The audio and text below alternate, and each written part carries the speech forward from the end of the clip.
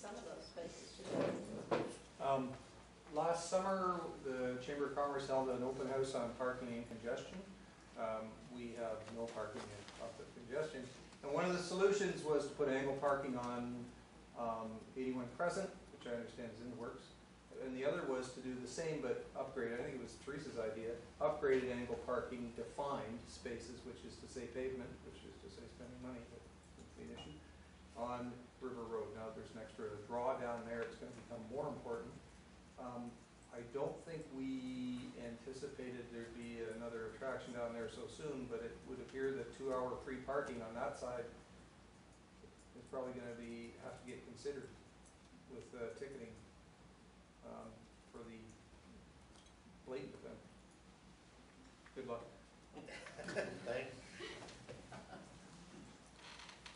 Anyone else? Yeah, good luck.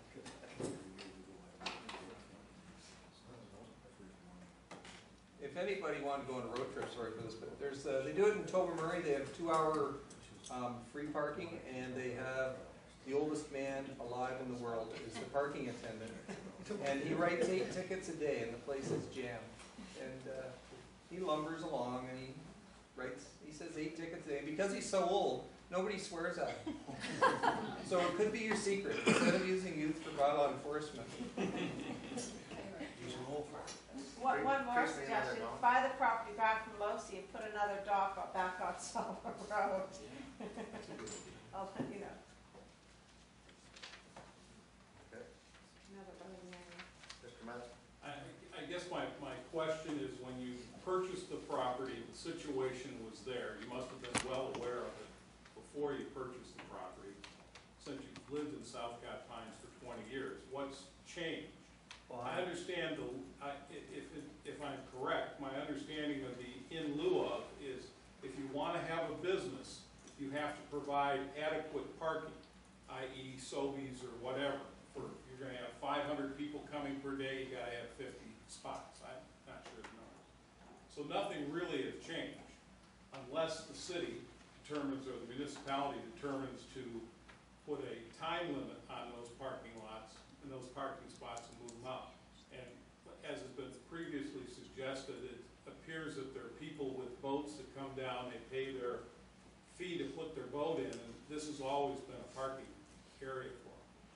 So it's kind of a catch-22 for Mr. Oak. He's running a business, but as a good businessman, and I know you're a good businessman, you were well aware of the situation before it started.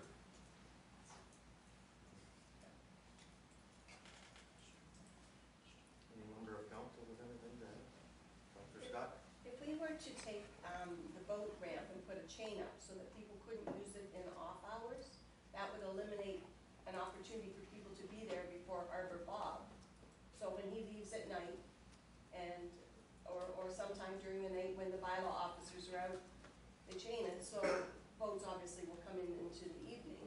But if that was locked or had a cross across in the morning, then nobody could go in before Harbor Bob gets there. We wouldn't lose revenue. Parking spots wouldn't be taken because they wouldn't have, there's no need to park your empty trailer because it's still carrying the boat. So at that point, Harbor Bob would be there. They'd collect their fee to go in, and then if they were told that they can't park there with the trailer, like they can't have the parking spots, that would solve part of that problem. And it's just a simple solution. What you do is you have Harbor Bob or somebody else in his group comes in at say 5:30 in the morning, because people that like to fish are out there at daylight. So you have somebody come in earlier to collect your fee, and somebody stay later to get your fee. If they let them out, you lock them out, and the guy comes in at 9 o'clock from a day in the water, and it's locked to get out. You can't get out. You're gonna be in deep doo-doos right there. What is the fee? Probably $10 or $20. $15. It's kind of off topic of what the parking is, so the fees for the launch ramp. That's a comment I was going to make. We're dealing with two issues here. One is the cash in lieu of parking and report and the options that we'll be discussing, I guess, later on in the meeting when we get there. And then the second is the issue of the road parking and parking in general, and I know staff is beginning to work on some of the suggestions from the Chamber's workshop a year, well, last summer, whenever it was.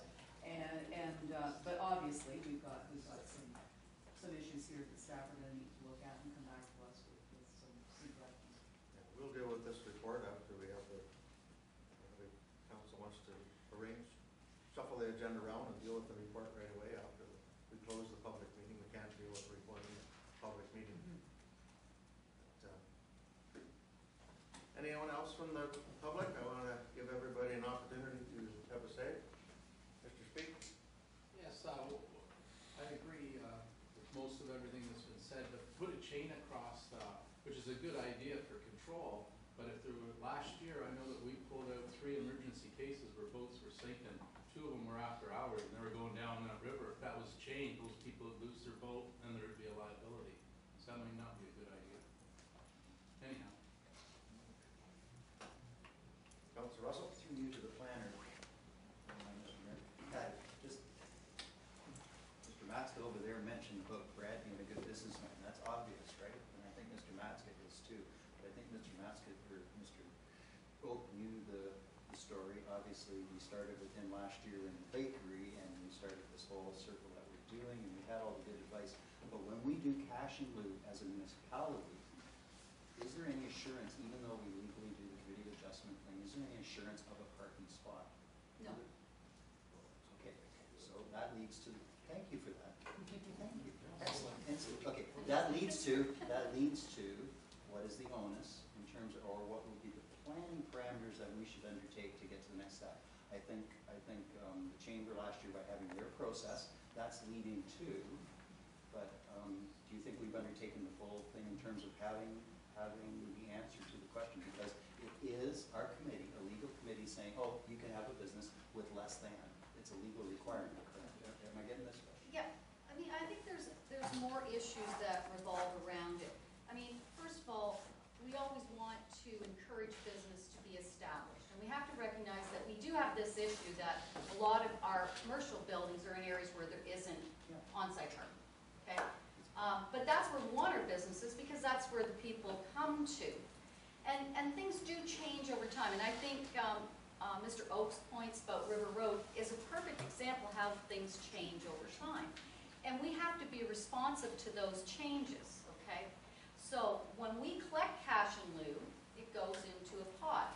And the municipality has been very proactive in trying to establish new parking lots, especially in Grand Bend. And there have been a number of new parking lots established over time. When the opportunity arises, we buy the property and we put the parking in. With respect to River Road, I think it's a management problem more than a lack of parking. It's managing that parking asset that we have there, right? It's establishing some new guidelines, some new rules, because we have a business area developing there. We want to encourage that. And I think if we go back to the community plans we did, improvement plans, council went back and looked at them. We are looking at encouraging this cross the river interaction of these 2 business areas. So we have to start thinking, how are we going to manage that parking? That's probably our next big parking issue in Grand Bend. And to me, it sounds like it's more of a management issue than an actual, there's no spaces there. So we need to find some alternatives, probably for trailers and boats, and how maybe we operate that marina. Fix the parking there so we maximize it, right? Get as many parking spaces as we possibly can achieve there, so our businesses will be able to park when they pay for parking and thrive. So I think that's more of a management issue. To be honest, it's going to start being a challenge in Grand Bend getting property to put parking on, because we're getting maxed out. We don't want Main Street West to look like a parking lot. We want people to be there. We want that people space. Same with River Road. So there's the balance also. We want pedestrian access. We want people to be able to walk. So we have to make it easy. And I know the Community Improvement Plans is encouraging that cross bridge across. There's a good solution to parking problems on River Road, right? People use a bridge to come across. So, I mean, we've had a lot of suggestions in the documentation, and the reports have been prepared for the municipality. I think it's maybe time we started looking at River Road a little more than Main Street West. I think we've done just about everything